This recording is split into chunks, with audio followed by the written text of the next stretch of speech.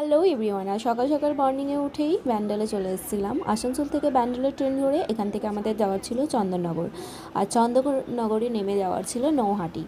তো সেখানেই ছিল নওগাঁও, যেটা আর কি সেখানে আমাদের এই রানওয়ের হোস্টেল অবস্থিত ছিল। তো আমরা অটো স্ট্যান্ড থেকে অটো ধরে নিয়েছিলাম, অ্যান্ড দেন আমরা পথে যেতে থাকি অনেকটা দূর। তো সেখানে নিউ হোস্টেল, যেটা রানওয়ে বলে একটা লিমিটেড পেয়েছিলাম, সেখানেই ভর্তি হওয়ার জন্য যাওয়ার ছিল বাচ্চাদেরকে। তো আমরা এখানে দেখো এই পথ দিয়ে অনেকটা দূর এগিয়ে যাচ্ছিলাম, চন্দননগর থেকে অনেকটাই ভেতরে। আর এখানে দেখো আই লাভ চন্দননগর লেখা রয়েছে। এখানে বাচ্চারা ক্রিকেট খেলছে, পরিবেশটা খুব ভালো লাগলো দেখে। তো চলো আমাদের এগিয়ে যাওয়া হোক।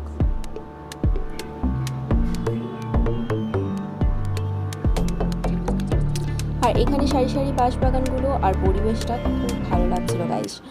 আর দেখো এখানে বাচ্চাদের মাঝে মানে পথের মাঝখানেই দেখা যাচ্ছে খেলাধুলার খুব অনেকটাই ব্যবস্থা রয়েছে।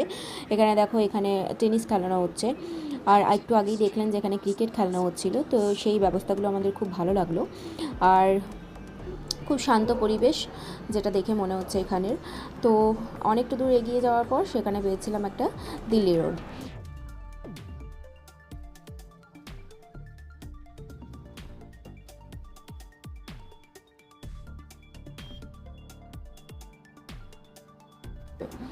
তো এইটা ছিল দিল্লি হাইওয়ে রোডটা। তো এটা আমরা ক্রস করে নিলাম, অ্যান্ড ক্রস করে নেওয়ার পরেও আরও কিছুটা এগিয়ে যেতে হবে, প্রায় 300 মিটার মতো।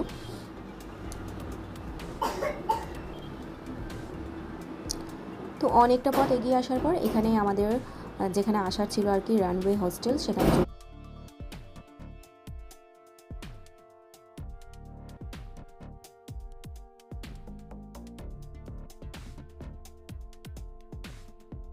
ফাইনালি অনেকটা আসার পর আমরা পৌঁছে গিয়েছিলাম সাউথ মিলোর একাডেমি, যেটা আর কি এখানে লেখা আছে। তো এটা সিবিএসসি বোর্ড ছিল এবং হোস্টেল কাম স্কুল ছিল।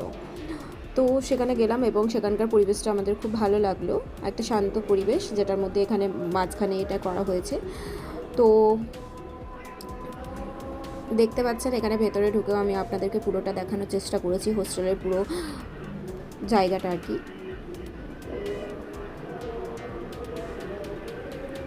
তো আমরা সামনের পথে এগিয়ে চললাম, আর এগিয়ে গিয়ে দেখি এখানে সিটিং অ্যারেঞ্জমেন্ট করা হয়েছিল।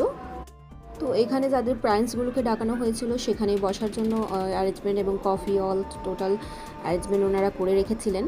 তো আমরা গিয়ে অনেকক্ষণ কথা বলার পর আমাদের ডিসিশন নেওয়া হলো, অ্যান্ড দেন আমরা পুরো চারিদিকটা ঘুরে দেখতে বলা হলো। তো সেখানে আমরা ঘুরতে মানে পুরো হোস্টেলটা আর কি ঘুরে দেখার জন্য গিয়েছিলাম। তো ফার্স্টেই বলি এটা অনেকটা পুরনো নয়, কারণ এই বছরই ওপেনিং হয়েছে গাইজ। তো অনেক মাত্রায় কম স্টুডেন্ট আছে, আর হোস্টেল ফ্যাসিলিটি এখনও কোনো স্টুডেন্ট এখনও আসেননি ওখানে। তো আমরা চারিদিকটা ঘুরে দেখলাম, বেশ ভালো লাগলো। আর অল টোটাল মানে ব্যবস্থা সব রকমের রয়েছে। তারা কিন্তু সিটিং অ্যারেঞ্জমেন্ট মানে যেমনি যারা হোস্টেলে থাকবেন তাদের অ্যারেঞ্জমেন্টগুলো ওনারা পরে করবেন ফুলফিল। তো এই দেখুন এখানে রান্নাঘর থেকে শুরু করে এবং বাথরুম সব কিছুই নিউ, সেটাই আপনাদেরকে দেখিয়ে দিচ্ছি, আপনারা দেখতে থাকেন।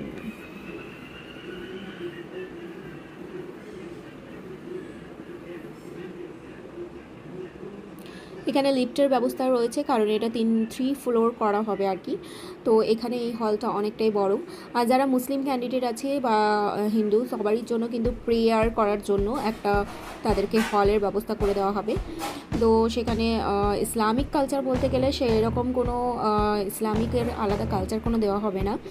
সেখানে শুধুমাত্র নামাজ পড়ার জন্য উঠিয়ে দেওয়া হবে, যে টাইমলি নামাজ এবং প্রে করতে পারো সেটার জন্য। আর এখানে ওনারা আমাদেরকে ওপরে ছাদে নিয়ে এসেছিলেন, যে এখান থেকে হোস্টেলটা পুরোপুরি কীভাবে ভালো লাগছে, কেমন দেখতে লাগছে সেটা দেখানোর জন্য।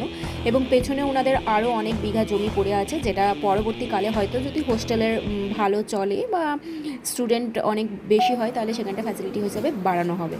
তো এখানে দেখো আমরা আপনাদেরকে নিচে চলে এলাম, যেখানে গ্রাউন্ড ফ্লোরে এখানে এনাদের ক্লাস হচ্ছিলো আর কি। তো সেখানে ক্লাসগুলো আমি দেখাচ্ছি আপনাদেরকে, দেখুন। এই ক্লাসের মধ্যে অনেক স্টুডেন্ট তারা স্কুল করছিল অলরেডি।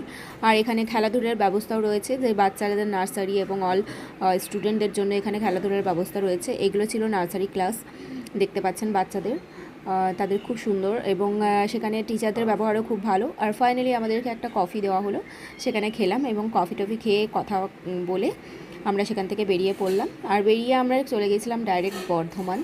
তো সেই টাইমে কোনো ট্রেন ছিল না গাইজ, সেই জন্য আমরা বর্ধমানে এখানে স্টে করলাম কিছুক্ষণের জন্য। আর ওয়েটিং রুমে দেখুন আমরা বসেছিলাম, একটু গরম লাগছিলো, অ্যান্ড দেন বাইরে গিয়ে কিছু খাওয়া যাক সেই হিসেবে আমরা বাইরে চলে গিয়েছিলাম। আর বাইরে গিয়ে দেখো এখানকার ফেমাস দোকান, যেটা এখানে খাওয়া দাওয়া করে কমপ্লিট করে আমরা ফেমাস যেটা হচ্ছে গণেশ স্ট্রিট আর কি, এখানের বিখ্যাত মিহিদানা ও সীতাভোগ মিষ্টি আমি কিনে নিয়েছিলাম গাইস। অ্যান্ড দেন তারপর আমরা চলে গেছিলাম বর্ধমান স্টেশনের সামনে, সেখানে টিকিট কেটে আমরা চলে গিয়েছিলাম সোজা বাড়ির উদ্দেশ্যে। তো এইরকম ছোট্টখাট্ট ভিডিও তোমরা দেখতে চাইলে